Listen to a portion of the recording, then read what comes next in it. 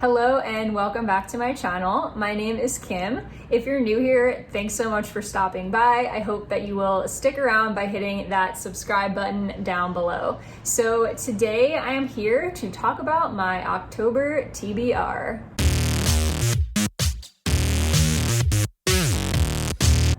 So, of course, October is the month of creepy things. I love Halloween. It's my favorite holiday. I love horror movies. I love horror books. I just love being scared. And so I am all about those fall, October, Halloween vibes. So when I was putting together my TBR for this month, I definitely wanted to focus a lot on spooky books and get a good range of spooky, scary, and some murder mysteries in there for good measure. The first book that I have on my TBR, which I don't have a copy of yet, but it's coming in from the library very, very soon, is City of Ghosts by Victoria Schwab. So I actually ordered both books in this series, at least the two that are out, because I'm hoping that I'm really gonna like the first one and then will want to read the second one. So this is Victoria Schwab's middle grade Cassidy Blake series, and I've had this on my TBR for a while and it feels like the perfect time to pick it up. So this is about a young girl named Cassidy whose parents run a ghost hunting show, and she's actually able to see ghosts, and she is friends with Jacob, who just happens to be a ghost. And so they go off to Edinburgh to work on a TV show for her parents, and antics ensue. Lots of spookiness and ghosts, and I love like spooky Scotland books for some reason. I just feel like they are so atmospheric and have all the spooky vibes, so really looking forward to this one. Next I have None Shall Sleep by Ellie Marney. I have never heard of this author before, and I just saw this at Barnes & Noble the other day and I was like, yes, I want this. I don't know, something about the cover and the description just really drew me in. It just seems right up my alley. So this one is about two teenagers, Emma Lewis, who is a serial killer survivor, and Travis Bell, who is a U.S. Marshal candidate. And these two teens are recruited by the FBI to help out with cold cases, and then they get put onto an active case where the serial killer is hunting teenagers. This is giving me such Naturals vibes, and I just recently finished the Naturals series. I just read the novella, which was the only book I had left, and I love that series. Like, I just wish there were more books, but this sounds really similar, and I don't know what it is, but I just love the idea of teenagers hunting serial killers or working for the FBI. It's just really fun. So I hope that this one is just as good and bingeable as the Natural series was. Next I have Clown in a Cornfield by Adam Cesare. So this one has been all over YouTube, I feel like, and so many people read it for Summerween, and it just made me really want to pick it up. This one is a slasher novel. I've only read one other YA slasher novel, and it was fine. I wasn't super impressed. And I've heard kind of mixed reviews about this one, but I still feel like I'm going to at least like it because I really enjoy slasher novels. So this one is about a girl named Quinn who moves to Kettle Springs, which is a small town that has a clown for their mascot, hence Clown in a Cornfield. And her and her father moved there, and essentially the town is kind of divided because a factory shut down and half of the town thinks it's the teenagers' fault, and so it's been kind of like adults versus teenagers because they think the teenagers are, you know, just messing around, doing pranks, posting things on YouTube, and just not being respectable children as adults do. And so it's kind of become an us versus them. And then from what I understand, there's some sort of killer clown that goes off and is killing all these teenagers off and trying to start the town anew. It sounds ridiculous and awesome at the same time. Next I have The Cabin at the End of the World by Paul Tremblay, and this one is one that I had on my TBR for Summerween, but I didn't get to, so I'm gonna try to get to it this month. It's really not long. It's like less than 300 pages. I picked this one up because Gabby at Gabby Reads always recommends this as a horror novel. She said that this is the most anxiety she's ever felt while reading a book, and I'm down for that experience. I like feeling anxious while I'm reading. So this one is about a little girl named Wen. She is on vacation with her family in a remote cabin near the Canadian border. This young man comes up to start talking and playing with her named Leonard, and then these other three strangers start approaching the house with some sort of menacing object in their hands. He basically says none of what's going to happen is your fault, but your family's going to have to make some really tough decisions, and we need you to let us in so that we can save the world. So this is like apocalyptic from what I can tell, and it seems like a home invasion story, so I'm intrigued and so excited to finally get to this. Then I have quite the chunky one here. This is Imaginary Friend by Stephen Chbosky. This has been sitting on my physical TBR for so long. I bought this like the week it came out because I was so excited about it, and then just sat and collected dust on my shelf. So terrible. But this is the perfect time to pick this up because this is a huge horror novel, and although I've heard mixed reviews about how this novel ends, it seems very much my thing, and I have a feeling I'm going to like this because for whatever reason I seem to have unpopular opinions about books that people like and don't like. So this one is about a single mother named Kate who escapes this abusive situation with her son Christopher, and they land in this kind of small town, you know, one road in, one road out. They're all very happy until Christopher disappears for 6 days and comes back a changed person. And he's like hearing voices in his head, and he thinks he needs to build a treehouse before Christmas. I don't know, it seems like very Stranger Things-ish. I really like the whole like, oh, you disappeared for this many days and came back different trope. I don't know, is that a trope? I feel like I've seen it in other books and movies, but I don't know. This one sounds really interesting. It sounds very like creepy childlike. It's so long, so I really have to like make this a priority. And oh my gosh, the text is so tiny. Jesus.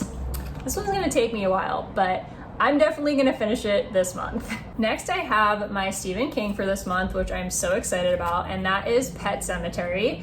This one has been on my TBR for a while. I've been hoping to get to it. It was also on my Summerwing TBR, and I didn't get to it, so it's happening in October. So this one is about a guy named Dr. Lewis Creed. He takes a new job and he moves his family to the idyllic and rural town of Ludlow, Maine. So getting a new beginning. I know that there's some sort of pet cemetery in their backyard and they're not supposed to go near it, and you bury things there and they come back to life. I've heard at the end of this story is super traumatic, but I'm really in for it. I've been wanting to pick this up for a while, so definitely going to prioritize this month. And lastly, if you've been following me for a couple of months, you'll know that I was doing a Shadowhunter book a month, but to be honest, like I haven't followed through on that for like 2 months now because I just haven't been in the mood to pick up a Shadowhunters book.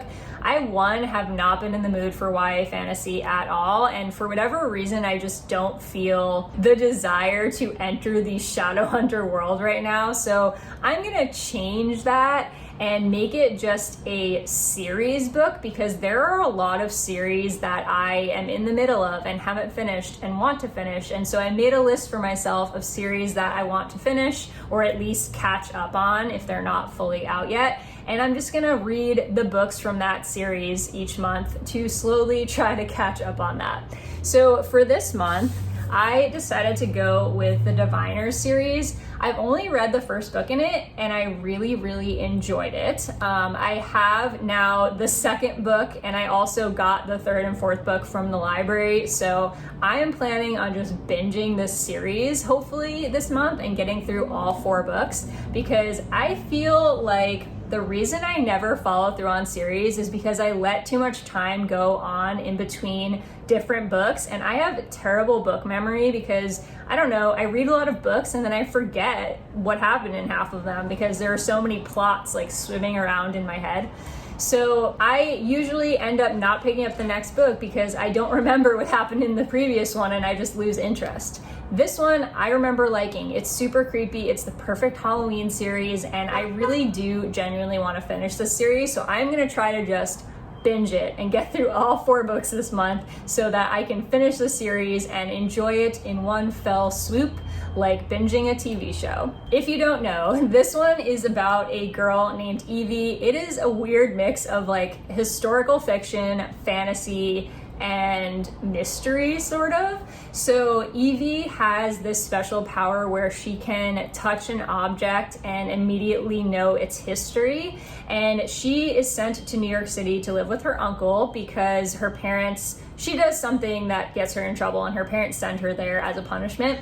But she's super excited about it because she wants to be in New York City, and it's the 1920s, and so New York City was pretty cool at that time. Her uncle investigates or helps investigate crimes and is very involved in supernatural things. He has like a supernatural museum that he runs, and a serial killer is on the loose in New York City, and Evie gets kind of dragged into this case and is helping the police and her uncle solve the case, despite the fact that her uncle does not want her involved. There is so much going on in this series. That's just like the basis of it. There are a ton of characters and there's a lot happening. If you have not checked this series out and you like either 1920s historical fiction or creepy serial killer stories, definitely worth picking up. Some other books that I've ordered from the library and should be coming in soon that also fit my kind of desire for creepiness this month are The Babysitter's Coven by Kate Williams. This one is about a girl who is running a babysitter's club, and she babysits obviously for money. And she has this other girl who is kind of like well known for being very attractive, but also kind of eccentric. Like she wears clothes that look like they've been pulled out of the dumpster. She suddenly has an interest in joining the Babysitters Club, and she's not really sure why, but she does discover a note from her mom that says, "Find the babysitters," and finds that being a babysitter is actually quite witchy and tied to magic in some ways. So this sounds like a super cute YA book that I'm hoping I can get my hands on a copy of, because this is like the perfect Halloween read. Another book that I'm hoping to get this month from the library is The Dark Descent of Elizabeth Frankenstein. So this one's been on my TBR for a while, or on my radar at least, and I've been wanting to pick it up, and I've since heard lots of great reviews, and again, perfect Halloween book. So this one is about a girl named Elizabeth who is abused and treated pretty badly by her caregiver. So she tries to escape from this by befriending Victor Frankenstein, and she tries to like make herself indispensable to him. It works. They take her in, give her a bed and meals, but this new life comes at a bit of a price because she has to kind of manage Victor's temper and meet his every whim to be able to stay. Another library book that's coming in is Discovery of Witches by Deborah Harkness. I don't even know how long I've wanted to read this book, probably since it came out. Like, it's been on my radar forever.